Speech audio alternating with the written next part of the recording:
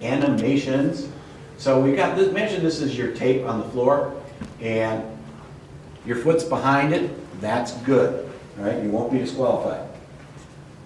Your foot is partially covering the tape. So in other words, we can see a little bit of the tape. You're still good.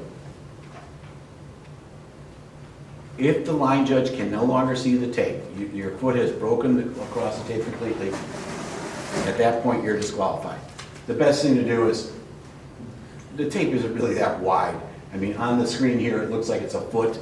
It's only like an inch. So try to keep your feet off the tape. Does that make sense? All right, so now let's get into the games itself. So we have beanbag relay and Trek Journey. Since we've got Trek Journey people and TNT people in here, we're going to go through the games that are the same together and so on. So we have, for TNT, it's called beanbag relay. For Trek Journey, it's basketball relay. All those little red dots are kind of signifying if it was Division I with a boatload of kids on the line. The key thing is for beanbag relay, the center person, when they're catching or throwing the beanbag, they have to have at least 1 foot in that inner triangle, all right? The kids that are on the circle, they cannot come into the circle, ever. So if the beanbag falls into the middle area between the center player and the circle line, the only person that can go retrieve that beanbag would be the center player. They can go out, grab the beanbag, come back, put their foot in the triangle, and then start throwing. Does that make sense? Now, if it falls and they can reach it with it staying outside the circle, they can pick it up? Yes. Okay. If they put their hand on the floor as they, inside the circle, as they reach for it, they're disqualified. Okay. They broke the line. Okay. So this is a key thing also with, if it goes outside of your triangle, and this happens a lot in beanbag relay with TNTers, the beanbag flies past that straight line on the triangle, back of your team line, or they overshoot the person in the middle. Once that happens, the beanbag goes out of the area, you're disqualified. So in beanbag relay, you throw it to each one of your players, starting farthest from your pin. You throw it one time, they throw it back, and after the last player on the team circle throws it to the center person runs around their circle pin, back into the middle to touch their touch pin. Does that make sense? There's multiple heats in this one. For Division II, it's basically half your team, the other half of your team, then your whole team. For Trek Journey, the basketball relay, it's girls, boys, and then the whole team. They have this big thing about you maintain your position or not bunching your players on the line. So you can't be having your players that are on the line moving around in Trek Journey. Does that make any sense? If the basketball gets away from the center player and it's bouncing around in the center, you can't go get it. The center player leaves the triangle, they're disqualified. They gotta have both feet in the triangle. Is that correct? Am I saying anything wrong? I got some Trek Journey coaches here. So where do the disqualifications happen? It's that middle person with their feet, especially in TNT. That's where they disqualify. They don't have their feet in that triangle when they're catching and throwing. Very rarely does somebody knock over a pin, and usually if they knock over a pin, it's their circle pin as they go around it. Any questions on that? Nothing? All right. Let's go on to the next one. Running relays. All right. Woo! So we're going to talk about briefly the sprint relay, marathon relay, and the marathon medley. The marathon medley is a Trek Journey game. All right. You can look in the rule book to get to the number of heats that we have for Trek Journey. There's a boys and a girls sprint relay. For TNT, there's a sprint relay only for Division II. Division IV, there is no sprint relay. There is a passing zone and a passing rule. And these are the key things here. Obviously, if we knock over a pin, we're disqualified. But this passing zone, let's talk about that briefly here. If I can click. There we go. This shaded area is your passing zone. So your second, third, fourth player, however many people are in this relay, they're standing there waiting to receive the baton pass. They can't go outside of their passing zone okay? If they cross into the preceding team's zone, cross over that blue line, they're disqualified. So they receive the baton somewhere in there. Once the baton leaves that area, so if, as a number 2 player, I'm running and I'm out of my zone, I'm now in the yellow team's zone, and my arm is back across that red line, that's okay. My team can then hand me that baton. Does that make sense? Once the baton goes out of your zone and you haven't completed the pass, that's when the disqualification happens. About 20 years ago, if the player went out of the zone and they hadn't received the baton, they were disqualified. Now we measure it by where the baton is. So if the baton can't go out of that zone before it's in the other person's hands. Does that make any sense? That was very confusing the way I said that. Sorry about that. I'll see if I can make other things as equally confusing. Okay, any questions? No? All right, we have a passing rule. Now this one is the difficult one that we have. If you overtake the team in front of you, you're coming up on them, what should you do? Well, you reach out and you touch them with your hand, and they are supposed to yield the inner lane to your player. Doesn't mean they have to slow down, but they have to yield. In other words, they need to move to the right and let you pass on the inside. How long should it take for them to yield that position? Well, they've got basically a quarter of or a third of the circle to do it. The way we look at it as judges is it's the pin you're going to plus 1. So the touch happens somewhere in the blue team's zone here. That player needs to let your player by before they get to the red team pin. Does that make sense? It's very tough if it's in the middle between the two zones and it's like, so where were they? Were they 2 feet too late to get out of the way? So that's the way we're going to gauge that.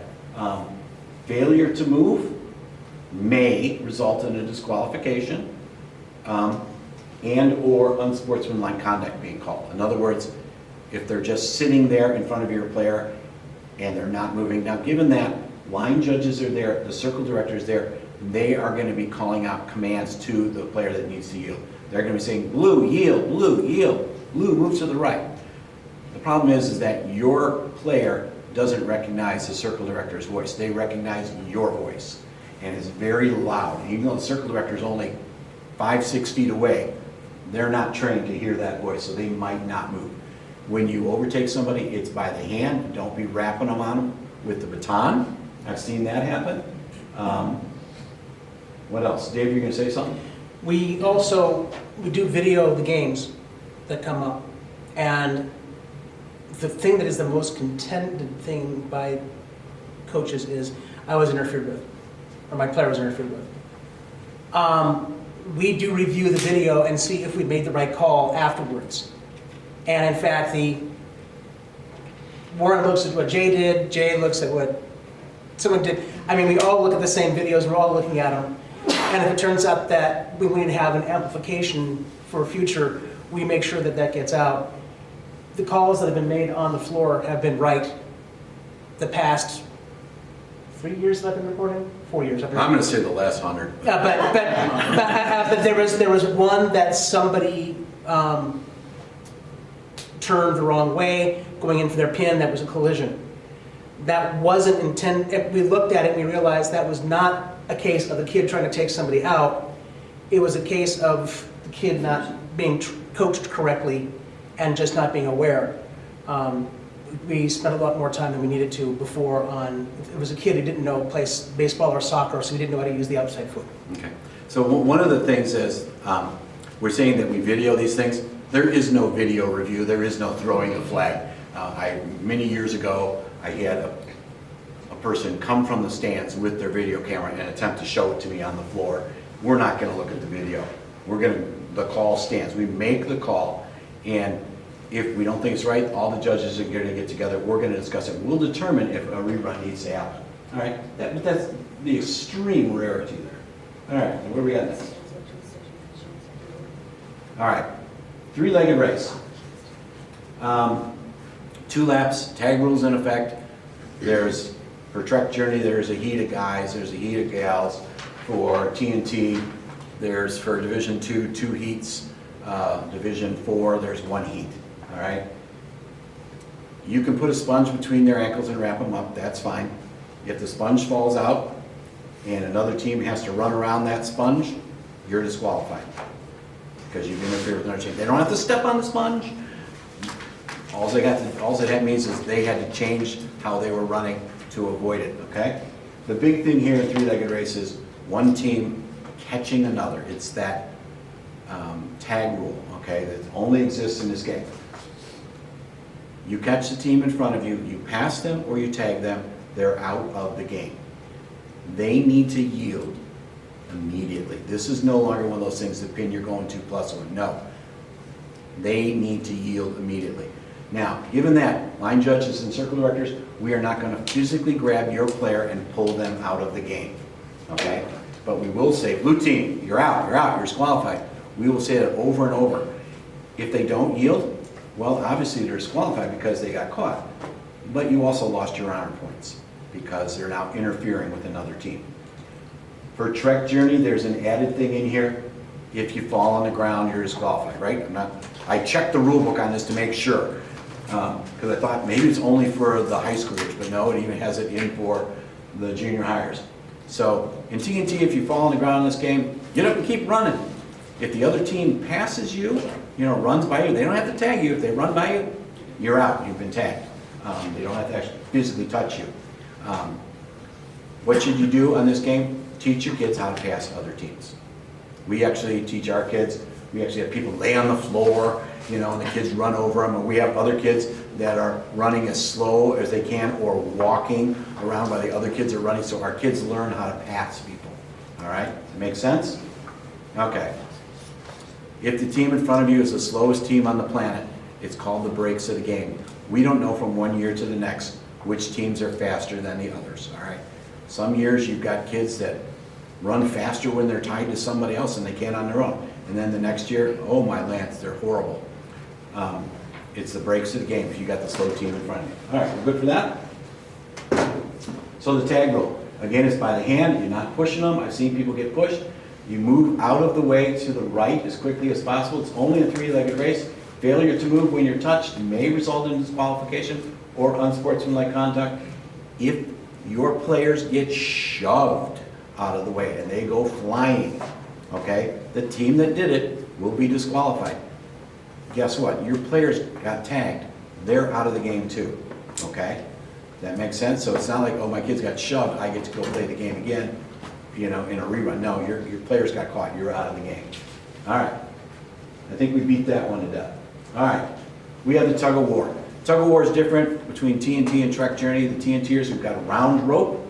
It's got tape on it to mark off where you're supposed to put your hands. Trek Journey, for lack of a better term, I'm going to call it a spider. You've got different lines that come out for each team. Go online to the Nuanua website, take a look at the picture of the rope. For TNT, your hands need to be together. So both players' hands need to be, I need to see 4 sets of hands right next to one another. All right, the rope starts taut, all right, and we start the game. If the player's hands come off the rope or they start moving, breaking their hands far apart, the circle director will tell them to get their hands back together. 99% of the time the kids do it right away, sometimes they don't. For Trek Journey, you have to hold on to the rope when the beanbag's grabbed, correct? Yep, I'm looking at their Trek Journey coaches. So what else on that one? Oh, there's a whole bunch of heats. For Division 2 TNT, it's 2 heats of the younger kids, then 2 heats of the older kids. For Division 4, it's 2 heats. If you want to put all 6th graders out there, fantastic. All right? For Trek Journey, they've got a guys' heat and a girls' heat. And those are fantastic to watch because it's a game of cat and mouse. Any questions on that?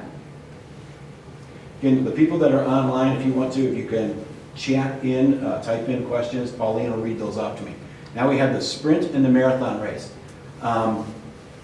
Both of these games are sprints nowadays, considering how fast kids run and how much soccer and basketball they play. I mean, for the marathon, It's over within 45 seconds by a slow team. Doesn't matter if it's Trek or Journey or TNT kids. It's 3 laps, run all out. If the team behind you catches you, or if you catch the people in front of you, it's the passing rule, not a tag rule, it's a passing rule. They reach out, you touch them, they need to yield the inside lane. You need to teach your kids how to pass people. Because what happens many times is they catch somebody that's slower than them, and they just run slow right behind them. And then another team runs up and catches them. So teach your kids how to pass. You need to count your kids' laps. The judges are counting. If you have a question, was that lap 4, was that lap 5? They're just gonna smile at you. All right, you need to count for your own kids, and you need to tell them when to go in. Make sense? All right, we're cruising. Balloon volley, this is a TNT game. The balloon, you're going to have all the players in the center of the circle, 2 players per team. Where they stand really doesn't matter. There's no rule that says they have to stand in a certain position. On this slide here, I've got teams all over the place. Some of them look like they're playing defensively, some are playing offense. They can stand anywhere they want inside that square. There's a bunch of different heats on this one for TNT. There's 2 of the younger kids this is Division 2, and then 2 of the older kids. For Division 4, it's just 2 heats. There's no age limit, and obviously we don't play this game with Trek and Journey because it could be violent. So with the word I said violent, there can be unnecessary roughness in this. The circle director will blow the whistle, stop the game, give out a warning. Happens again, they disqualify the team. All right, they don't just disqualify the player, they disqualify the team. So all of a sudden, not one red team is out, 1 player from red team is out, 2 players are out. What was the other thing? Oh, kicking. Can't kick the balloon in this game, it's got to be touching it with your hand. But it's a lot of fun to watch. There's no time limit in this game. This last year, we had one of these games go for a minute or 2. It was really long. The kids were very evenly matched. All right, so. And then location. Get first dibs on. Yeah, he said. Oh, I already It is said. set, okay. And now we have the agility race. This game is not run in TNT. This one, there is a boatload of pins out there, and your players are kind of running a zigzag. It's 1 lap. Any pin that gets knocked over in this game is a disqualification. This game is over with in like 7 seconds or less. I mean, it is fast, and it is impressive to watch. It's a lot of fun. They start on their line, behind the line, and they run immediately into the next team zone, inside a pin, then they go outside a circle pin, then inside an interior pin, outside the circle pin. You're always going outside circle pins and inside the pin that's in a little bit, and then they go around at the end and get their touch pin. Diving works wonders going in for touch pins, by the way. All right, any questions on agility race? Beanbag Bonanza. This is a game which in TNT a lot of people get disqualified on, not so much in Trek Journey. You've got 5 players that are evenly spaced on the line. They are centered between the 2 pins, and they're evenly spaced. They are spaced 1 arm length apart. It says arm length. So it's not 2 players standing